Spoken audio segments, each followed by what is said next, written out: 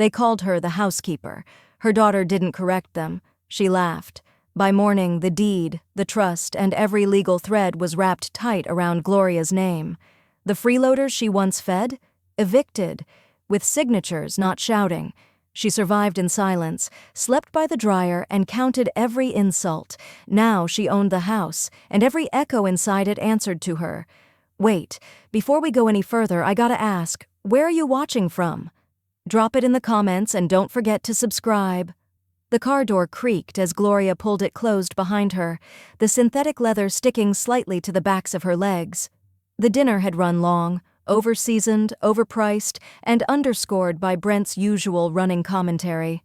She settled into the back seat quietly, the plastic takeout bag crinkling in her lap.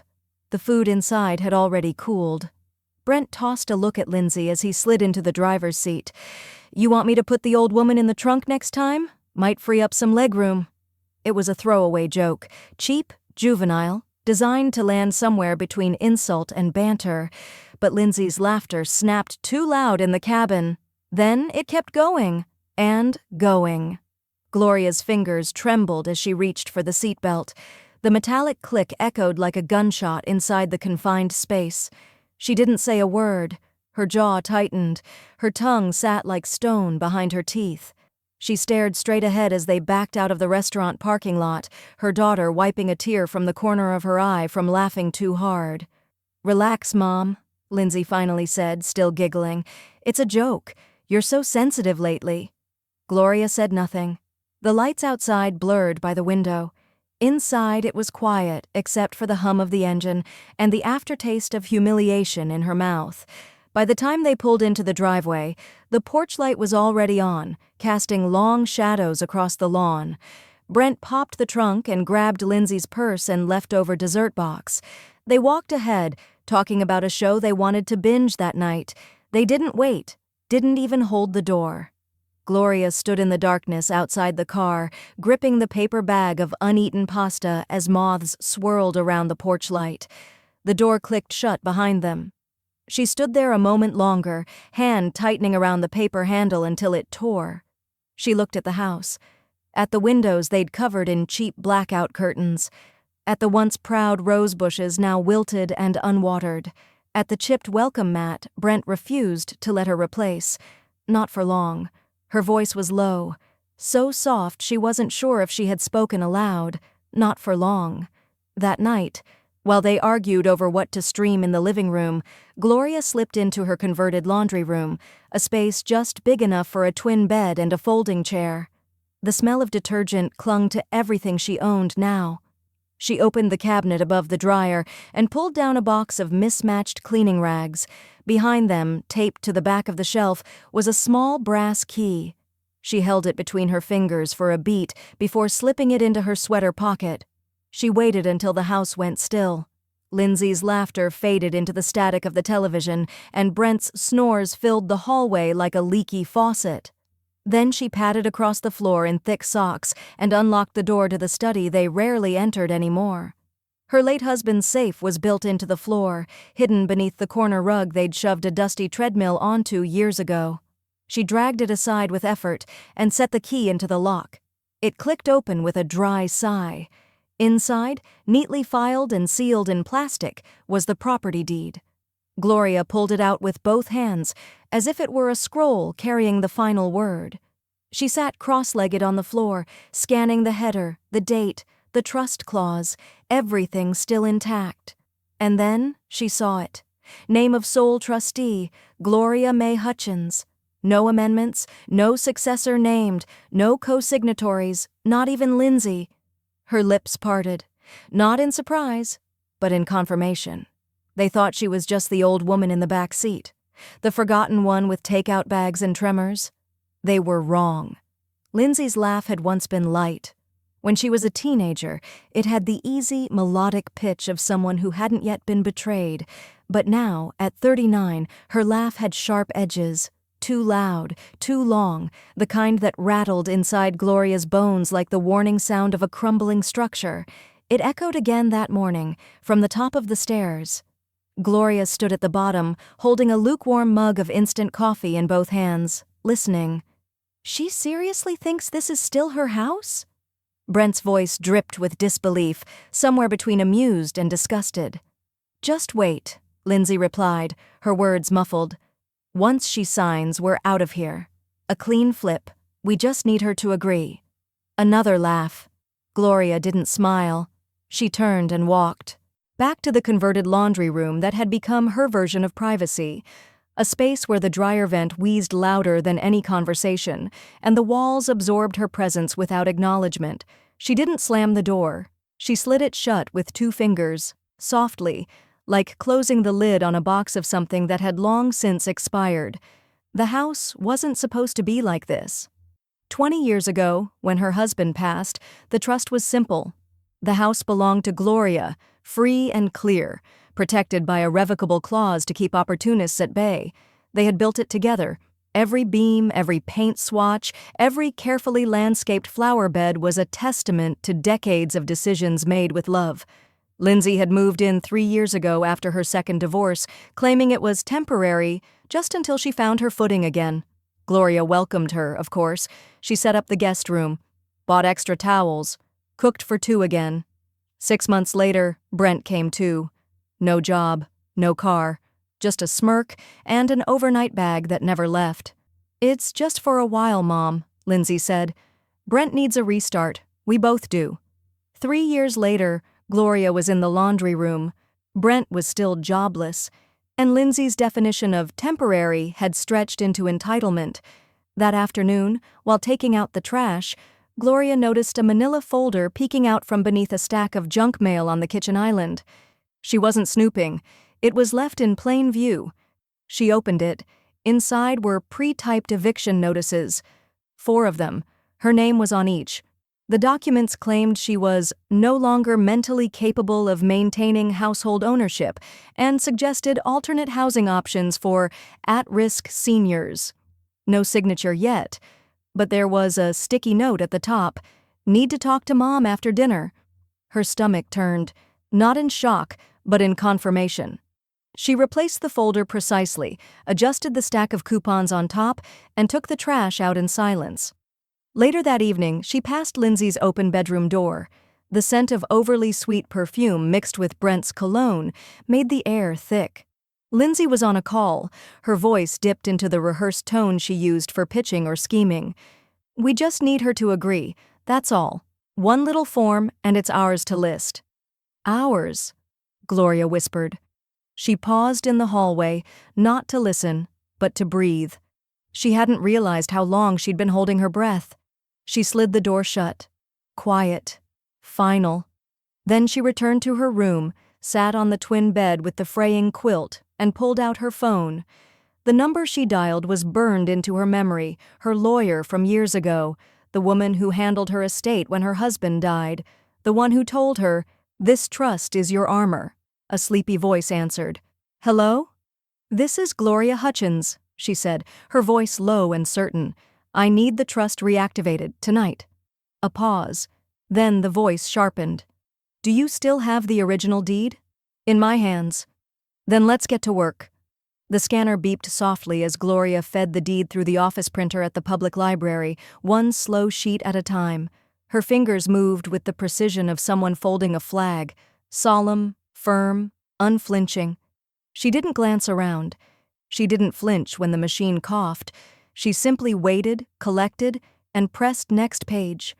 Outside the window, school buses rumbled down the street and leaves scattered like gossip across the sidewalk. Inside, the only sound was paper being borne into proof.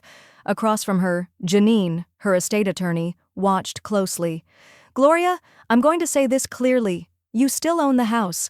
The trust your husband created was airtight. You're the trustee, beneficiary, and legal title holder, no one else." Gloria didn't smile. "Good. Let's make it permanent." Janine nodded. "We'll move it into an irrevocable trust. That locks everything. No contest clause, no backdoor claims. They'll need a miracle or a new zip code." Gloria handed over the next document. "Make sure I'm sole signatory and update my power of attorney. I want them locked out of every decision, financial, medical, legal, all of it." Janine grinned, impressed. "You've been planning this." No, Gloria said. I've been surviving. Now I'm upgrading. That afternoon, Gloria sat under the old oak tree in Pine Ridge Park with a brown envelope and a heart that beat slow and cold. A mobile notary in dark jeans and a polo shirt met her at the bench with a clipboard. "I just need your ID and 3 signatures," he said. Gloria handed over her license, uncapped the pen, and began to write. First signature, power of attorney, amended and recorded. Second, trust status, revocable to irrevocable. Third, a formal 30-day eviction notice, drafted with Janine's precise language. The notary clicked his pen and stamped the final page with a heavy thunk. The ink smelled like progress. "Want a copy?" he asked. "No," Gloria said. "They will." She stood, smoothed the hem of her sweater, and looked out over the small pond where 2 mallards drifted in quiet rhythm. "They want to push me out," she said softly. "Let them pack." Back at home, the house hummed with mid-afternoon tension. The smell of reheated pizza wafted from the kitchen. Gloria passed the living room where Brent lounged with a game controller in one hand and a beer in the other. He didn't look up. Lindsay was on her phone in the dining nook, whispering fast. Gloria moved past them like fog, unseen, undefeated. In the laundry room, she filed the notarized documents inside a fireproof envelope and tucked them behind the wall panel her husband had installed when safes became too obvious. She placed one clean copy of the eviction notice into a folder labeled simply, "Delivery, 4:45 a.m."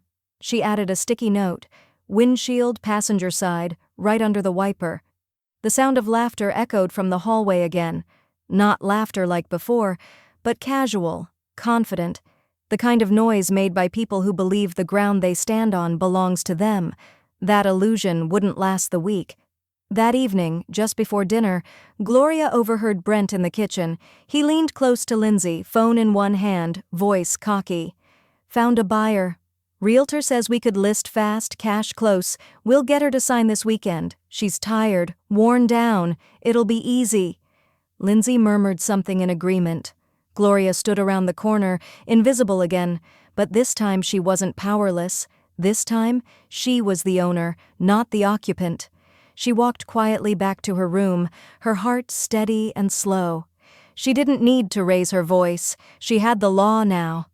The smell of overcooked bacon lingered in the air like something gone sour. Gloria sat at the edge of the kitchen table, sipping from her chipped mug, eyes fixed on the faint steam curling from the lip of her coffee. Brent slid a manila envelope across the table with the same smug grace he used to open beer bottles with his teeth. "Hey, Ma," he said, the word laced with mock endearment. "Just a little house stuff. No rush, but if you could sign the back pages this morning, that'd help us out a ton." Gloria didn't reach for it immediately. She looked at him instead.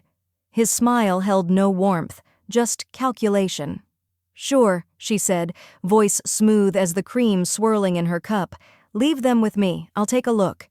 Brent grinned. "Knew you'd be reasonable."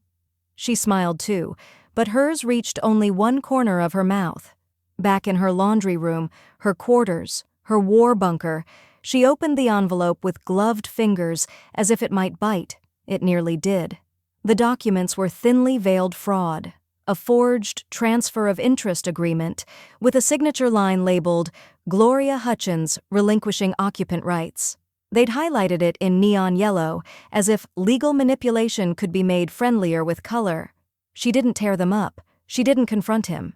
She scanned every page with her phone, saved them in a locked file, then emailed them to Janine with the subject line, "Attempted fraud, Monday morning special." The reply came minutes later, "Illegal and void. Screenshot everything. Don't react yet." Gloria went quiet. But she didn't go still. Over the next 2 days, she began photographing their open mail, mortgage pre-approvals, real estate pamphlets, tax forms with her address printed like a final insult. She took shots of papers left on the kitchen island, Brent's laptop left unlocked, and emails that scrolled too slowly across his screen when he stepped away.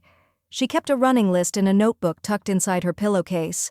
Every time they slammed a door, raised a voice, or whispered behind a closed one, she noted it. Then came the shouting match on Thursday night. Brent lost his temper after Lindsay mentioned closing timelines. His voice rose like a struck match. "She's gonna screw this up if we wait too long. Old women get petty. That's what happens when you let them rot in the back room." Gloria didn't step in. She didn't even blink. She pressed record on her phone. Let the venom preserve itself. The next morning, she posted her first TikTok. Just a silent 8-second clip. Her hands, delicate, veined, folding blouses into a cardboard box. A family photo. A ceramic mug with "World's Best Mom" faded into memory. One slow shot of her handwritten list titled, "What They Took Without Asking." The caption was just 5 words. Who's leaving who this time?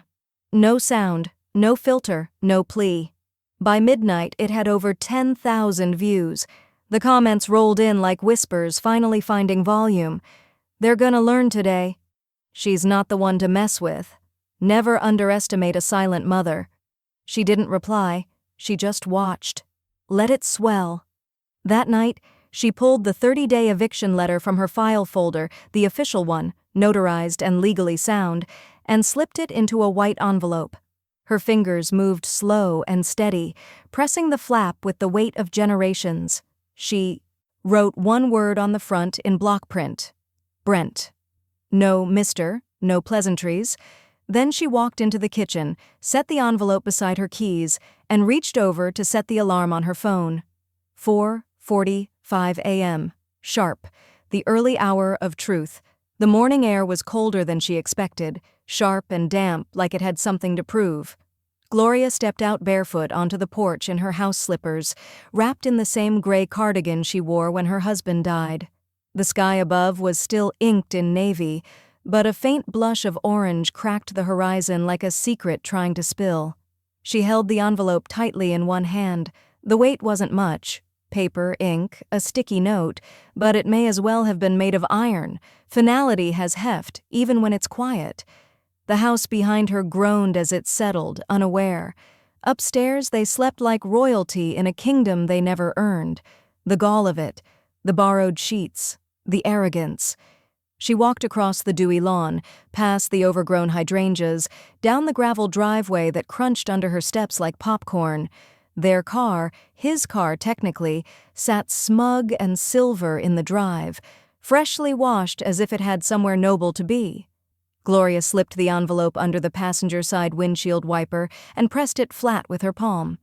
Inside, the notarized 30-day eviction notice, signed and time-stamped. A printed copy of the irrevocable trust. A short, handwritten note in block letters, "Laugh it off now." She exhaled slowly, turned, and walked back inside. At 6:15 a.m., the world cracked open. The front door slammed against the entry wall with the force of fury disguised as disbelief. "What the hell is this?" Brent's voice thundered through the house like a storm that forgot its forecast. Gloria was in the kitchen, calm and already halfway through making coffee.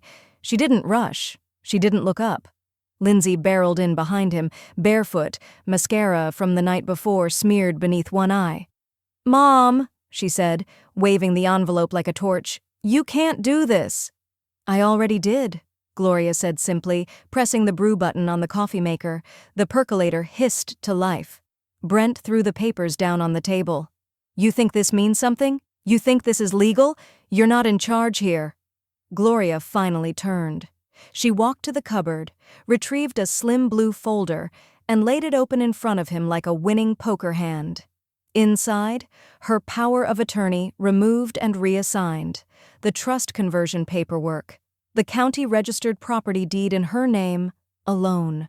Brent's mouth opened. Nothing came out. "I'm not on the lease," she said, her voice steady, clear. "I am the lease."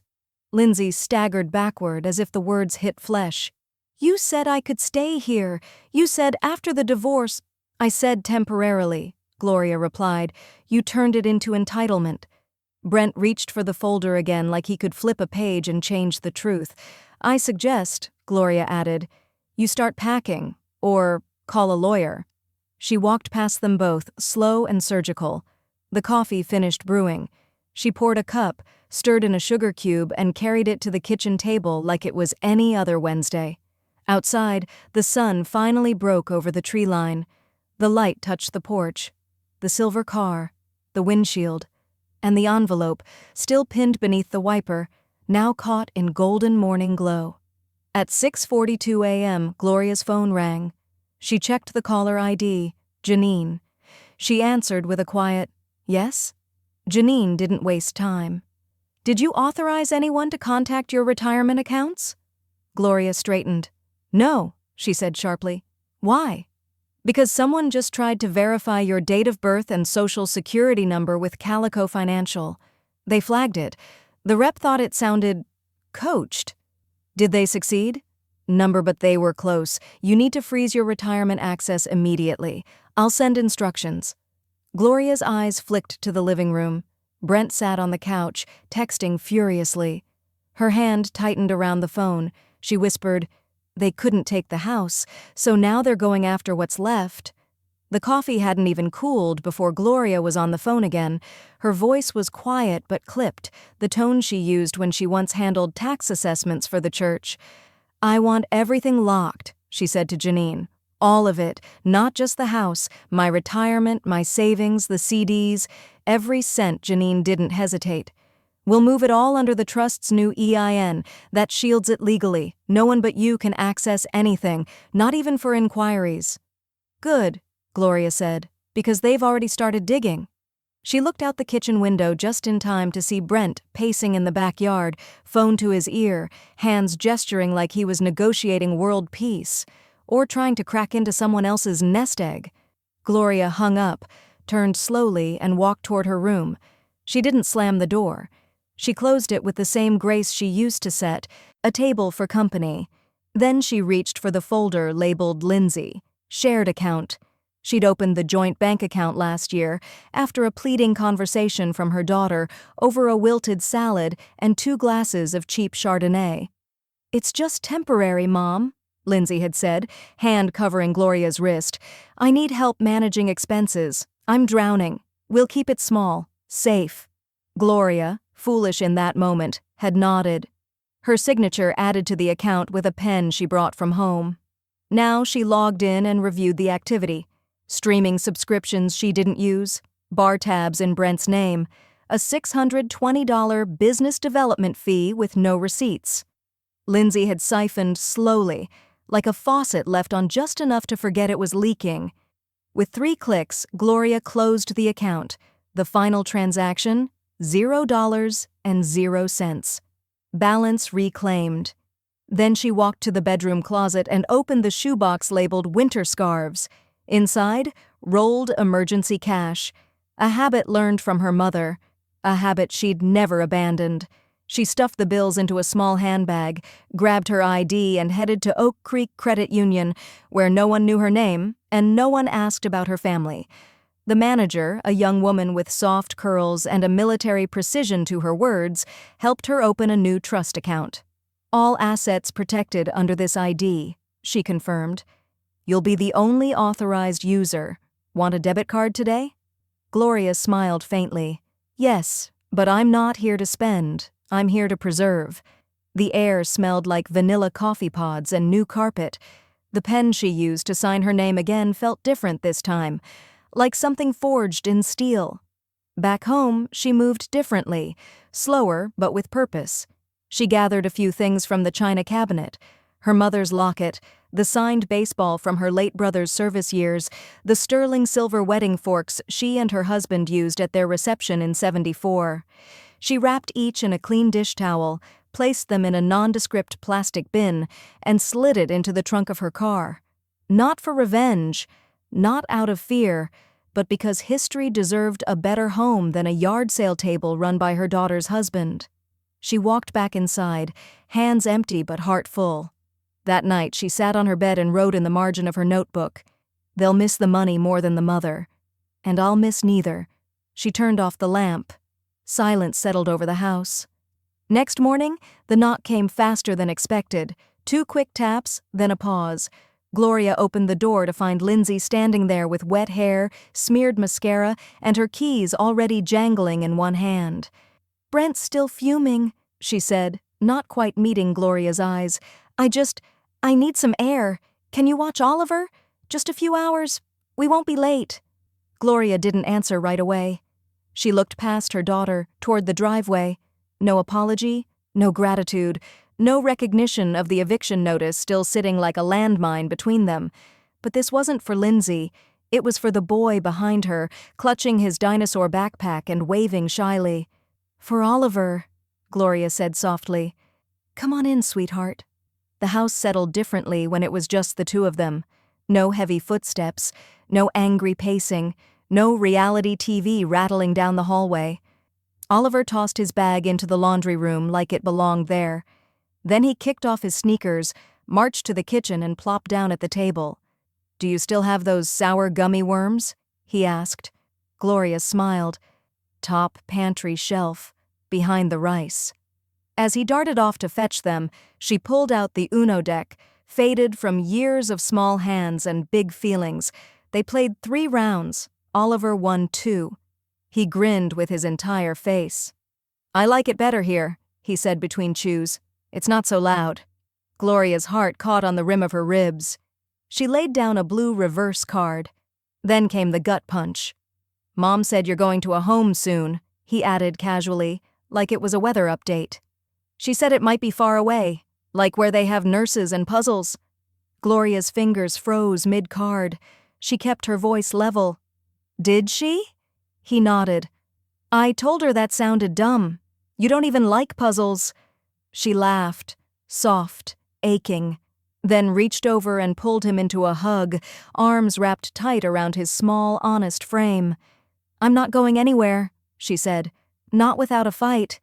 They made popcorn the old way, on the stove, shaking the pot with oven mitts as the kernels exploded into something better. Oliver sprinkled cinnamon on top, his new invention, and declared it kind of genius. They curled up on the couch with a blanket Gloria crocheted years ago, watching cartoons he used to love but now pretended to outgrow. At one point, halfway through an episode, he turned and asked, "Can I live with you forever?" The question sliced through the room like a winter draft. Gloria smiled, though her throat tightened. "One day, maybe." He nodded, satisfied. Then leaned against her shoulder. When he finally fell asleep, blanket up to his nose, hand tucked under his chin, Gloria carried him to the guest bed gently, careful not to wake him. She stood there for a moment, watching him breathe, the curve of innocence rising and falling with every exhale. He didn't snore. He just existed quietly, like he belonged to a world that hadn't quite earned him yet. Later that night, under the soft hum of the desk lamp, Gloria pulled out her will. She didn't cross anything out. She simply added, "Clause 8. Upon my passing, funds from the trust shall be applied directly toward Oliver Gaines's college tuition, held in escrow under the Jensen Hutchins Education Reserve, not subject to maternal claim or control." She signed and dated it, then slid the document into her fireproof safe behind the packet labeled, "Future, not for sale." She closed the safe gently, locked it, and placed the key back beneath the false drawer lining. Her hands rested on top of the wood for a moment, not shaking, not angry, steady, certain. The next morning, Gloria opened the curtains in the front room to let in the gray morning light. That's when she saw it, a white Lexus sedan parked just across the street, clean, polished, and unmistakably professional. The magnetic logo on the door read, "Cedar Grove Realty Group," and sitting inside was a man in a blazer scrolling on his tablet. Also, a woman. 2 unfamiliar people on the front porch, mid-40s, clutching folders and moving with polite curiosity. They didn't knock. Instead, Brent stepped out from inside the house, smiling like he was welcoming royalty to a castle. Gloria didn't move at first, just watched. Then she stood, brushed soil from her palms, and walked toward her own front door. Inside, the scent of cinnamon plug-ins and lemony floor cleaner hit her nose. It was staged, not for comfort, but for commerce. Her curtains had been opened just wide enough to let in the morning sun. Her grandmother's quilt was folded neatly over the arm of the couch, like it came with the sale. Brent stood in the center of the living room, gesturing like a game show host. 3 beds, 2 full baths, solid roof, he said, pointing upward. Owner kept it in decent shape, but it's time for some upgrades. Gloria stepped into the room. The woman buyer turned. Oh, hello. Gloria met her eyes. Did they tell you the owner still lives here? A pause, confused glances. Brent cut in. Oh, she's just the housekeeper. He smiled too big, too fast. She helps with the garden and such, he added, waving Gloria off like a stray cat.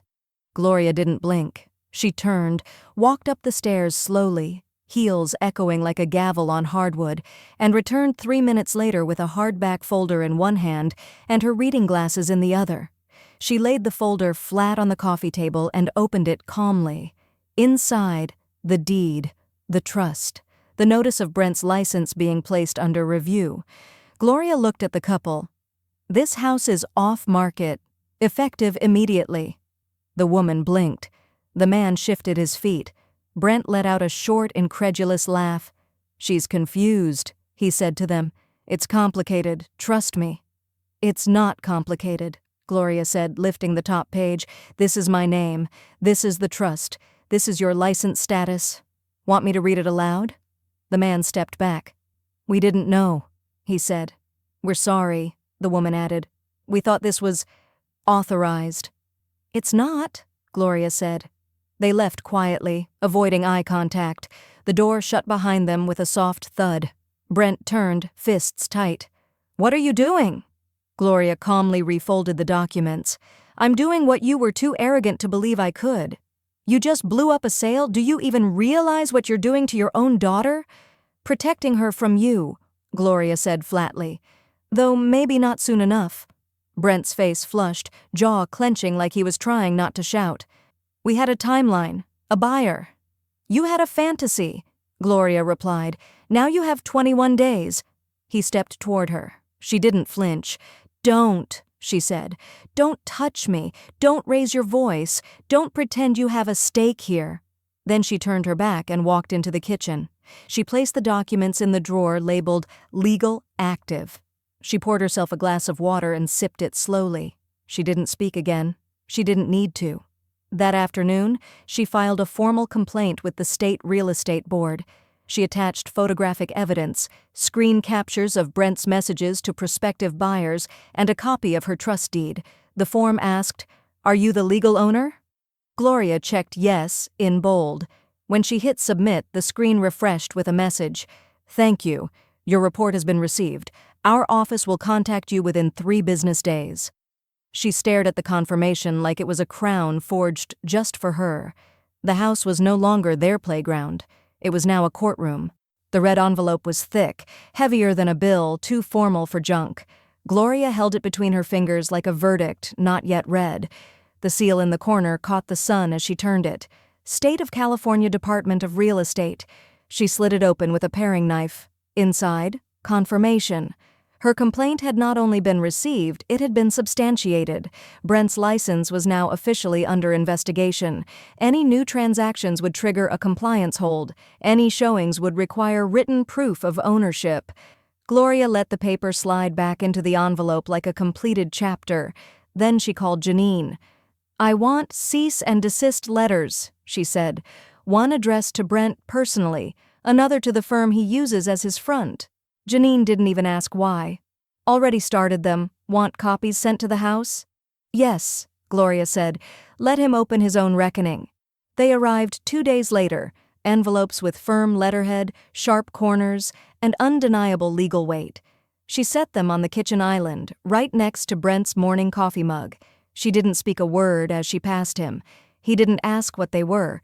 But later, when the kitchen went quiet, she heard the tear of paper. Then silence. Then the clatter of a mug hitting the sink. That evening, Lindsay cornered her in the laundry room, desperation ringing in her voice like a cracked bell. Why are you doing this? She asked. He was just trying to help us get out. It wasn't malicious. Gloria folded a dish towel slowly. Help who, Lindsay? Her daughter hesitated. Me. Oliver. Us. No, Gloria said. He was trying to help himself, to a house he didn't earn and a future he didn't build. And you let him. Lindsay's lip trembled. We were drowning. You handed him the life raft and let him push me under. The silence that followed wasn't heavy, it was final. That night, Gloria made one more change to her will. She opened the document on her laptop, scrolled to the distribution clause, and inserted a line she had long considered but never acted on. 25% of my estate to be donated to the Evergreen Haven Shelter for Women and Children. No strings, no caveats. She saved it, printed a copy, and slid it into her fireproof safe under the folder labeled Legacy Revised. She didn't feel lighter, but she felt honest. A week later, the final blow came, delivered not by her, but by the very system Brent had tried to manipulate. She was in the garden again when the mail truck pulled up. The driver gave her a polite wave as he placed a thick manila envelope in the box. She waited until the truck pulled away before retrieving it. The return address, California Department of Real Estate, Enforcement Division. Inside, an official notice of license suspension. Brent R. Gaines. Suspension effective immediately. Unauthorized showings. Misrepresentation. Attached was a final warning: any further activity under his name would result in permanent revocation. Gloria stood there in the sunlight, the paper fluttering faintly in the breeze like a flag of justice finally raised.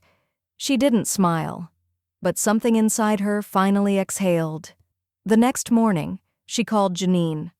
"I want a court date. I'm done giving them grace. I want it finalized. Eviction. Official, I'll file today," Janine said. "Good," Gloria replied.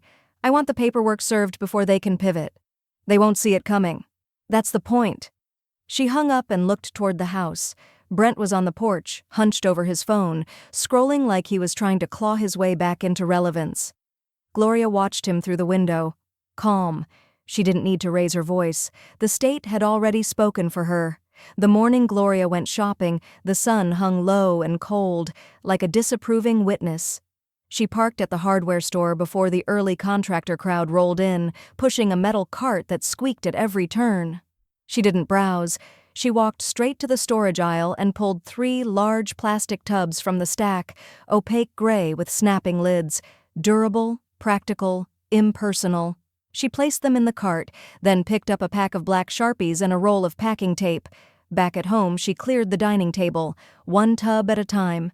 To the first, she added Brent's cufflinks, his Bluetooth speakers, 2 bottles of cologne, and the razor he left on her sink, like a man entitled to every corner.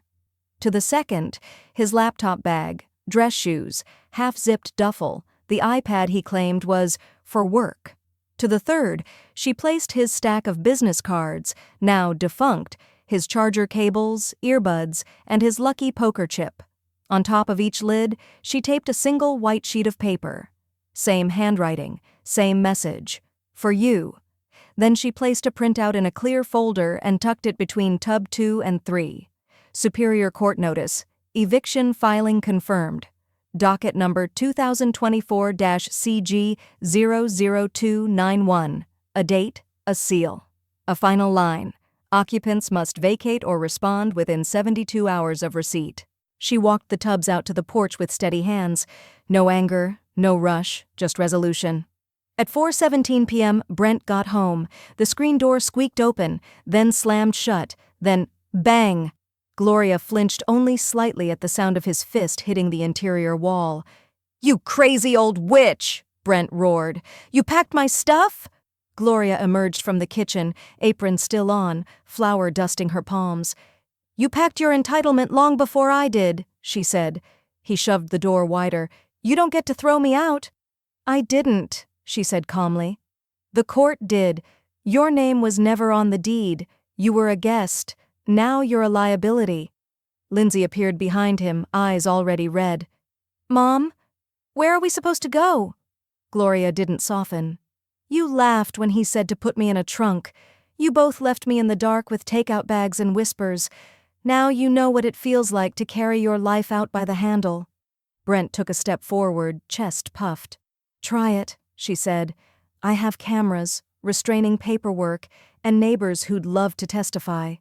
He hesitated, then turned and kicked one of the tubs hard enough to make the lid bounce off. His socks spilled into the flower bed. Gloria watched silently as he gathered them. By nightfall, Brent was gone, bags crammed into his sedan, the bumper sagging slightly from the weight of whatever dignity he had left. Gloria watched through the blinds as he peeled out of the driveway and turned down Sycamore Street. Lindsay didn't leave. She didn't even say anything. She dragged her old blanket from the linen closet and settled on the living room couch like a woman halfway between shame and delusion. Gloria said nothing. Let her find her own quiet. That night, Gloria microwaved a bowl of leftover chili, poured herself a glass of water, and sat down with her will once more. She didn't revise it this time. She just reread it slowly, every clause, every safeguard, every name. The only new addition she made was to the top corner of the envelope. Final copy. No reversals, no apologies. She placed it in the safe, locking it with a firm click. Then she turned out the lights. The next morning, a knock came. Not frantic, not angry, just official. She opened the door to a mail carrier holding a clipboard and a certified letter. "Signature required," he said, "from Hallman and Day Legal Group." She signed, then closed the door and stood in the hallway, envelope unopened. She slit it carefully with her thumbnail, unfolding the packet like peeling a bandage. The first line stopped her. Notice of trust contest. Petitioner, Lindsay Gaines. The legal phrasing was smooth, practiced, and utterly offensive. The petitioner claims the respondent is mentally compromised and therefore incapable of managing financial or legal affairs in her own best interest. Gloria read it 3 times. Her hands didn't shake, but the corner of the paper crinkled between her fingers, like her body instinctively wanted to crush the lie. She didn't cry. She didn't shout. She got up, walked to her kitchen calendar, and circled Thursday in red ink. "Cognitive exam," she whispered. "Let's give them something they can't redact." The clinic lobby smelled like antiseptic and lavender air freshener. Gloria sat in the waiting room in a pressed navy blouse, notebook in her lap. She watched a young man across from her struggle to explain his mother's medication list. His voice cracked. His mother stared blankly ahead. She turned away, not out of judgment but defiance. That was not her, and they would know it. Dr. Emily Sloan was gentle but thorough. The cognitive tests were detailed: puzzles, memory games, logic matrices, reaction time drills. Gloria completed them all with quiet confidence, jotting answers with deliberate clarity, occasionally raising an eyebrow at the simplicity. Afterward, Dr. Sloan removed her glasses and smiled. "Would you like this in writing?" "Print 3 copies," Gloria said. "I'll frame 1. Back home, Janine already had her counterstrike ready. "Let's talk tone," the attorney said, flipping through her own copy of the medical report. "We can sue for defamation and emotional distress. It's not just insulting, it's strategic abuse." Gloria looked out the window, the sun glazing the porch in gold. "Do it," she said, "and file under my full name. No initials. I want it all spelled out, every syllable of me." The next blow came in the form of a subpoena. "Lindsay." Janine handed it to her herself, outside the courthouse. Lindsay blinked at the envelope, her mouth opening like she might protest. "I never wanted it to go this far," she murmured. "Then you shouldn't have filed a lie in writing," Janine replied, already turning to leave. Gloria stood nearby, watching it all unfold. Lindsay rushed to her. "We can still fix this, Mom," she said, voice suddenly warm, pleading. "No cameras, no drama. Just settle. Quietly." Gloria stepped closer. "This isn't revenge," she said. "It's realignment. I'm no burning bridges. I'm reclaiming the land." Lindsay didn't respond. She just stepped back, looking suddenly older. A week later, Janine emailed with a subject line Gloria would reread 3 times before opening. "Settlement offer. Rejected. Trial scheduled." The court date was locked, but something else had begun to stir. Local media picked up the filings, mostly through legal notices and courthouse chatter. A minor story surfaced. Elder abuse claim countersued. Real estate feud or family fallout? Then came the Facebook comments. Then came the direct messages. And then the email that made her sit up straight. Subject: podcast interview inquiry. From The Silver Line. Voices of Forgotten Women. We'd love to tell your story, on your terms. Gloria sat at her desk, staring at the email as the dishwasher hummed behind her. She clicked reply, but didn't type anything, not yet. She walked to the bathroom, splashed cold water on her face, and looked at her reflection for a long time. She didn't see a victim. She saw a woman whose silence was overripe, whose story had been simmering for years. When she returned to the desk, she began to type, "I have one condition. My name stays in the episode title." She hit send, then folded her hands, and waited. Gloria sat in the dim warmth of her converted laundry room, headset snug, a blanket over her knees. On the laptop in front of her, a waveform danced as the host's voice filled her ears. This is The Silver Line, where women over 60 rewrite their stories. Today we're joined by a guest who requested partial anonymity, but whose story, I promise, will not stay quiet. A soft beep. "You ready, G?" the host asked. Gloria cleared her throat. "I am." Her voice didn't crack. It didn't waver. It didn't rush. It had waited years for this moment, and it took the microphone with grace. She told it all. The trunk joke, the eviction attempt, the forged documents, the insult of being called just the housekeeper. Her voice never rose, but there was steel beneath every syllable. She didn't name Brent or Lindsay, but she didn't have to. She ended with one line that the host would later post as the pull quote, "They thought silence meant surrender. It meant I was studying." By Friday, the episode hit 20,000 plays. By Sunday, it passed 60,000. It lit up senior advocacy forums. It was reposted by elder rights groups. And in her quiet suburb, it landed like lightning. Gloria took her morning walk past the cafe where she used to be ignored. A barista, no more than 25, opened the door for her and said, "Hey, are you G?" Gloria smiled. "Depends who's asking." The girl grinned. "You're kind of a legend right now." 2 days later, Gloria's inbox was so full, it slowed her entire laptop. Messages poured in, some from across town, others from states away. Women wrote things like, "Your voice felt like mine. You gave me permission to stop apologizing. Can you recommend a good lawyer?" She replied to everyone, even the long ones, especially the long ones. The fallout for Brent came swiftly. Cedar Grove Realty emailed Brent a formal suspension, then terminated his contract entirely. One screenshot leaked from a private Slack channel. "This is a PR nightmare. Cut ties, quietly." Gloria received it anonymously, with the caption, "Just so you know," it echoed.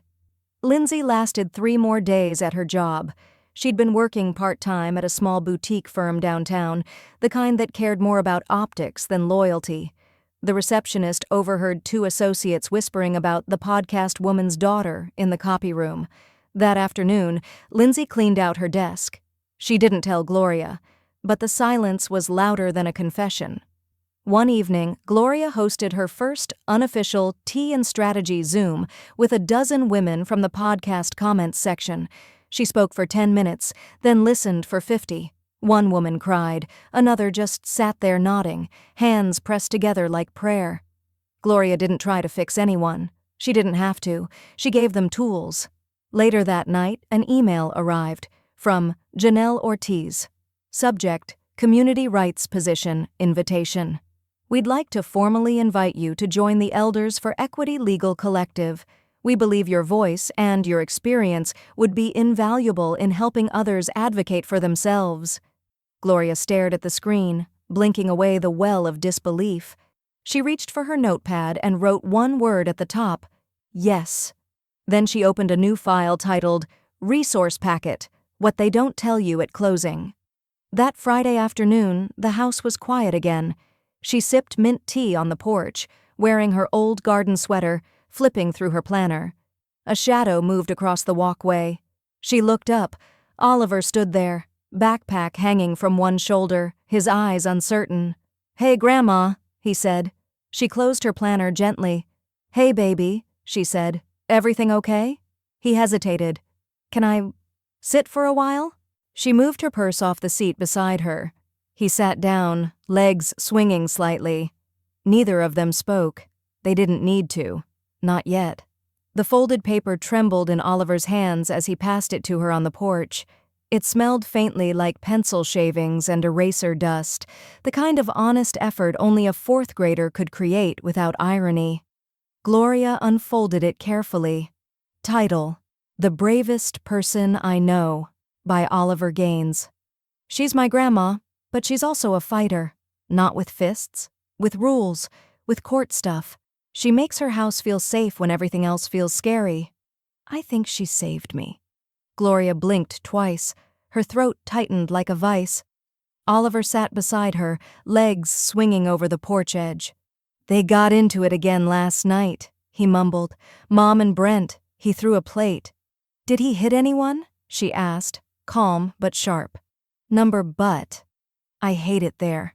He looked up at her, cheeks flushed. Can I stay here?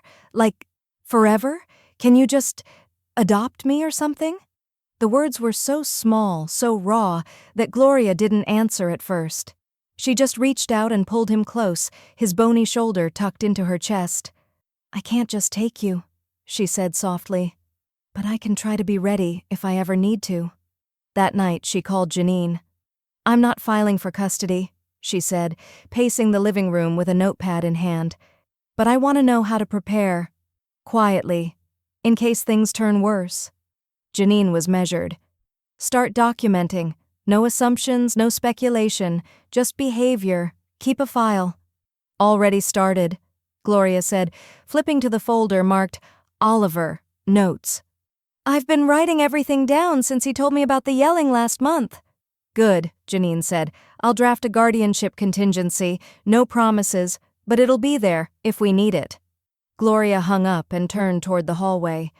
Lindsay's bedroom door was closed, but it didn't feel like she was sleeping. It felt like silence had taken over as a kind of guilt. Over the next week, Gloria made quiet moves.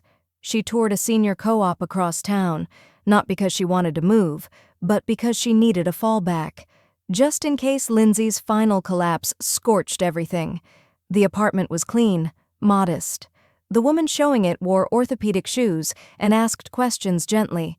But when Gloria stood in the empty kitchen, she realized something. She didn't feel afraid of being alone. She just didn't want to leave anything unfinished behind. She returned home and made 2 final changes. First, she opened her will and redistributed the estate, 50% to Oliver, held in trust until age 25, with funds available for education, housing, and medical care, 50% to the Gloria May Community Equity Foundation. No family name, no loopholes. Just purpose. Then she met Janine at her office and signed the final, irrevocable trust. It was thick, sealed tighter than a vault. Janine double-checked the terms, notarized every page, and slid it across the desk with a pen. Once this is signed, she said, nothing touches your assets without a firestorm. Gloria pressed the pen to the paper, stroke after stroke, signature after signature. It felt like laying bricks beneath her own feet. When it was done, she leaned back, her breath steady. Her house, protected. Her future, clarified. Her grandson, considered. Not bad for a woman they thought was a burden in a back seat. That evening, she was folding laundry when her phone buzzed with a message from Lindsay. Just an image, a moving truck parked in the driveway. No caption, no goodbye. Just boxes stacked behind the open hatch like a white flag folded wrong. Gloria sat on the edge of her bed, phone in hand, the scent of lavender dryer sheets clinging to her skin. She didn't cry. She didn't smile. She exhaled and whispered, finally. The sound of tires crunching over gravel was sharper than usual, an ending disguised as departure. Gloria stood behind the curtain, watching the U-Haul lurch backward down the driveway. Brent barked something toward the open cab, but the wind drowned him out. Lindsay didn't look back. Her arm dangled from the window, still holding a phone like she couldn't detach from anything except accountability.